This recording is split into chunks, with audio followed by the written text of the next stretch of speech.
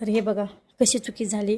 एवढी म्हणजे एवढ्या वर्ष झालं मी शिवते तरीसुद्धा चुकी होऊ शकते. तुम्हाला कालच्या व्हिडिओमध्ये मी सांगितलं होतं की चूक ही प्रत्येकाचूनच होते, पण चूक झाल्याशिवाय लक्षात येत नाही. आता माझ्याकडे कस्टमर आलं होतं तर त्यांना बोलत बोलत माझी हे अशी बोंब झाले. तर ही बघा ही आहे सव्वाशी बाजू म्हणजे बरोबर शिवलेला आहे आणि ही झाली उलटी बाजू. तर आता मला ह्याला उकलून व्यवस्थित करावं लागणार आहे. त्याच्यामुळे सांगते की चूक झालेली सुद्धा मान्य करायला पाहिजे. चूक झाली म्हणून ते काम कधी सोडून द्यायचं नाही, कारण काम जर सोडलं तर नंतर आपल्याला पश्चाताप होतो. त्याच्यामुळे चुका झाल्या तर चुकातूनच शिकायला भेटते. म्हणून मी माझी पण चूक मान्य करते आज आणि माझी चूक तुम्हाला दाखवून देते की बघा माझ्यासुद्धा चुका होतात.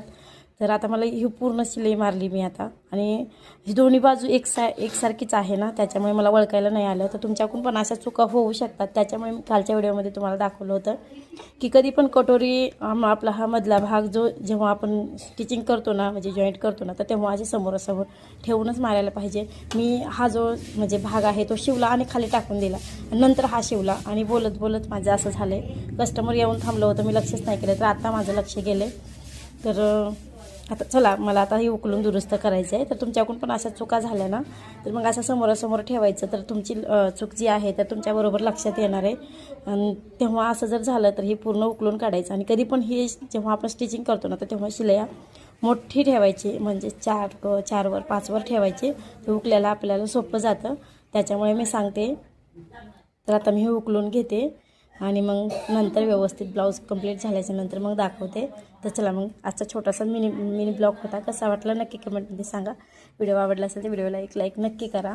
आणि चला मग आता मी हे दुरुस्त करून घेते.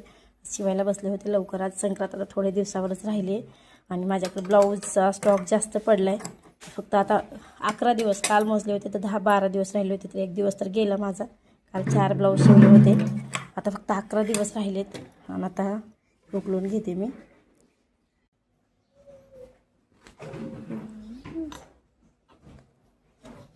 तर हे बघा आता उकलून झाले आणि आता बघा